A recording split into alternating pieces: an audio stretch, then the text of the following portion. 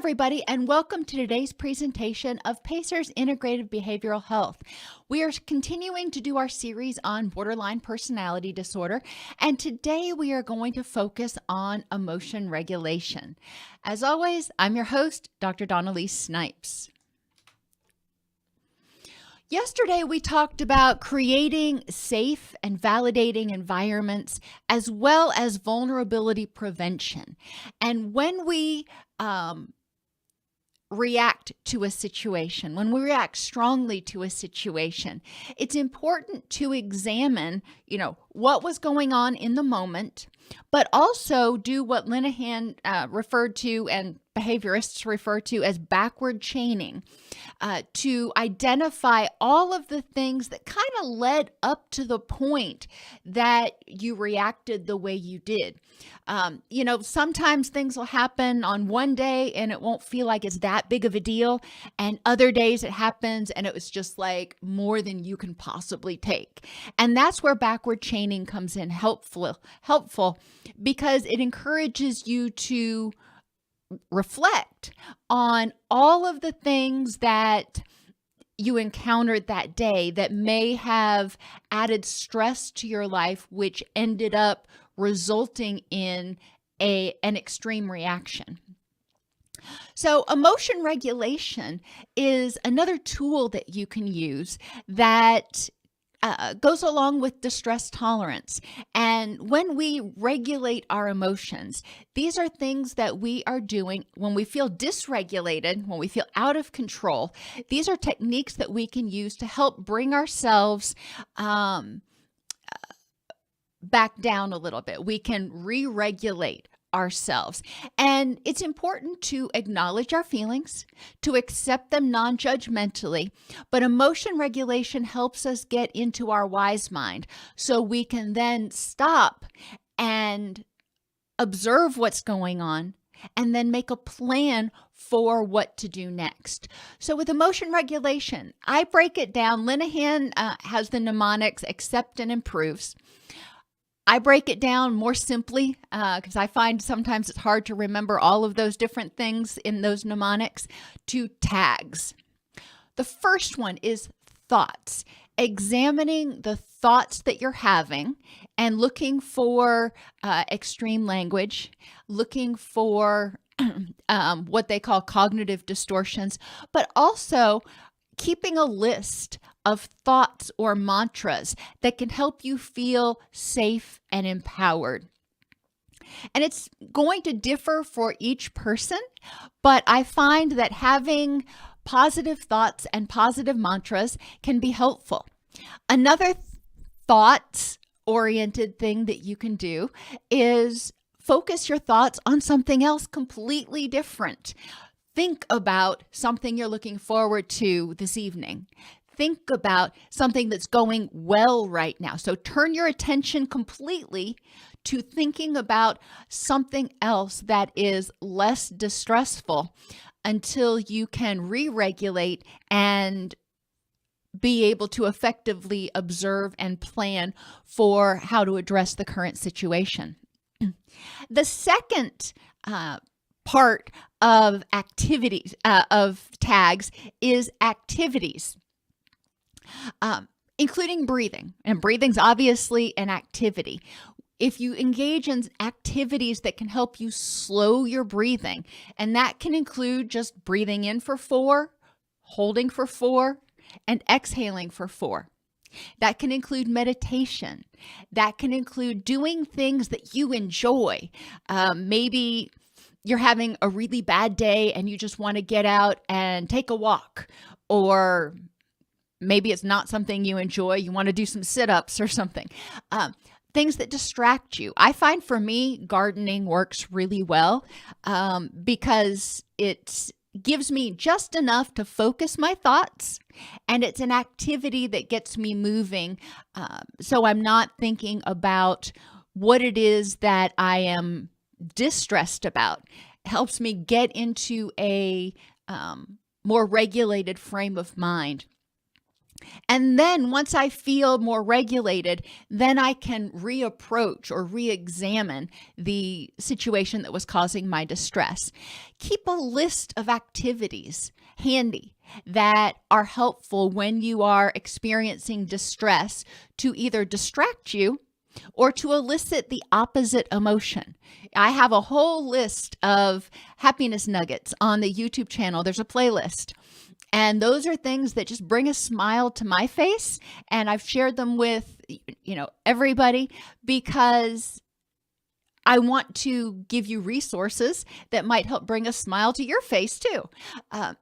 You can make YouTube lists. You can make playlists on, Amazon Music or whatever you use to get your music of comedians or things that make you happy. But activities are things that you can do that either distract you, help you slow your breathing, or make you actually feel the opposite emotion.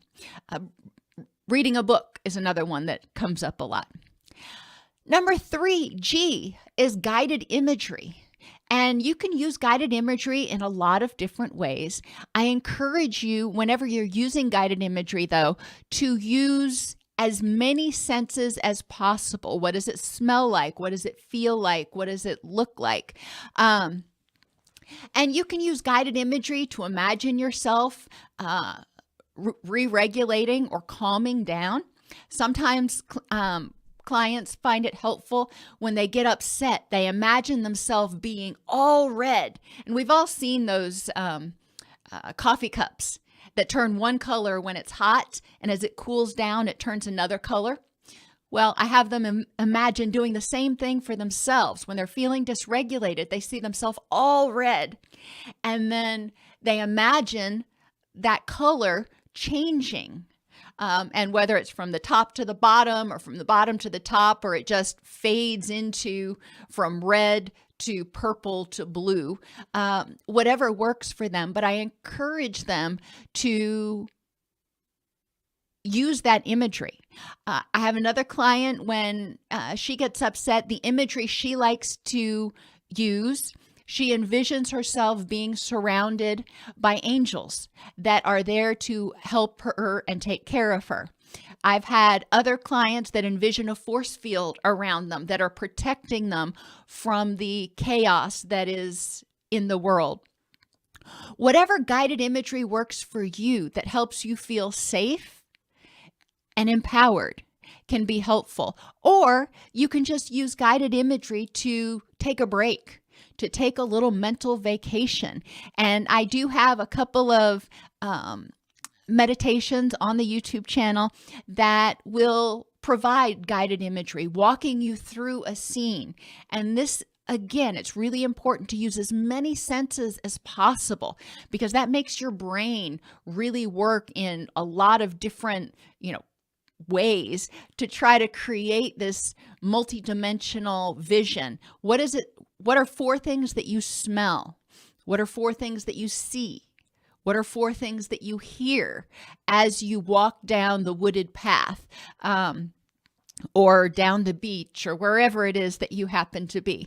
But really immersing yourself in that experience as much as possible can be really helpful because it occupies your brain.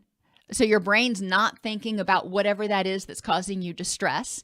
It also encourages the release of serotonin and GABA and dopamine because you're thinking of a situation that is relaxing, that is peaceful, that is calm. And when you're doing this, another side benefit is the fact that generally, even without thinking about it, your breathing starts to slow down.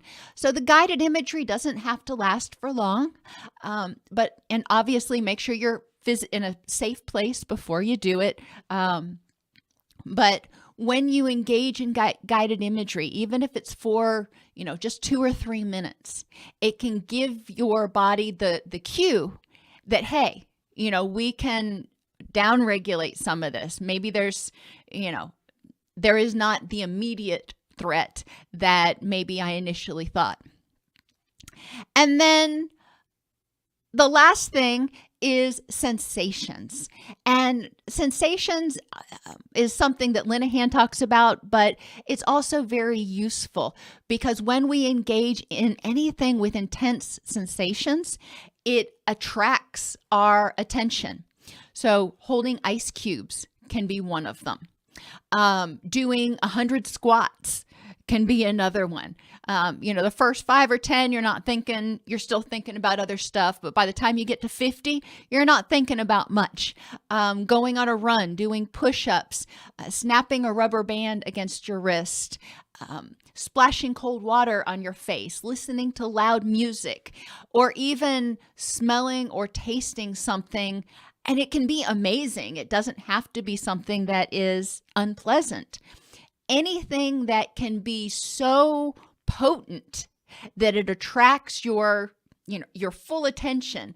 And ideally, with sensations, you can, like I said, you can also do things, find sensations that are extremely pleasant, smelling roses or lavender. Those are my two, that can occupy your mind. And also, because they're pleasurable, because they're pleasant, will prompt the release of dopamine, endorphins, and serotonin. So emotion regulation is really a process that you can use a bunch of different tools for, but the goal is to help you re-regulate your emotions when you are feeling like you are out of control, like your emotions are dysregulated. This is a way of getting everything re-regulated. And I try to avoid using the word control because our emotions are normal. Our emotions are natural reactions. It's how we react to those emotions that can sometimes feel out of control or can sometimes feel overwhelming. Is there a correlation between chronic gaslighting and the development of borderline traits? Certainly. Gaslighting is a form of emotional abuse. And one of the reactions to, or one of the ways that some people survive abuse is by developing some behaviors to protect them. And that can be all or nothing thinking. That can be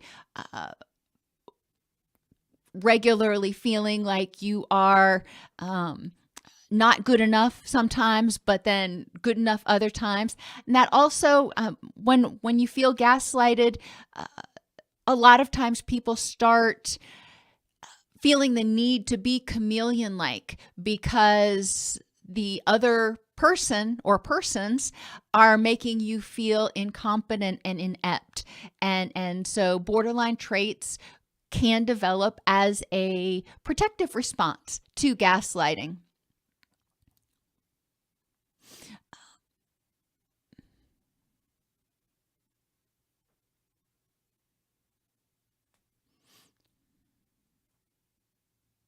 Emotion regulation is not the same as emotional intellect. Emotional intellect is being aware of emotions and being sensitive and being able to interpret emotions, whereas emotion regulation is actually being able to re-regulate your emotions when you feel like you're spiraling.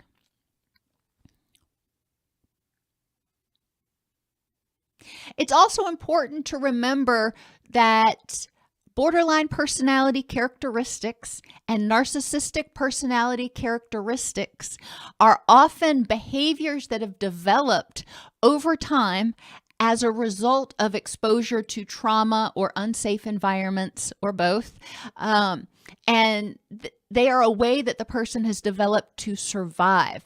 So there is often a lot of it's not uncommon for people with personality disorders to be attracted to one another because a lot of times they have gone through very similar situations, and they have developed their own strategies to survive. Likewise, the There is a theory in psychology that sometimes we will recreate our family of origin because even if it was dysfunctional, because that's what we know. And sometimes being in a situation that is known feels a whole lot less scary, even if it's dysfunctional, than being in a situation that is unknown. So we do want to look at the ways that we potentially recreate the dysfunction of our family of origin, both in our future relationships, intimate relationships, but also even things with our friends and at work. Explore ways that we might be replaying unhelpful patterns and then start trying to address those.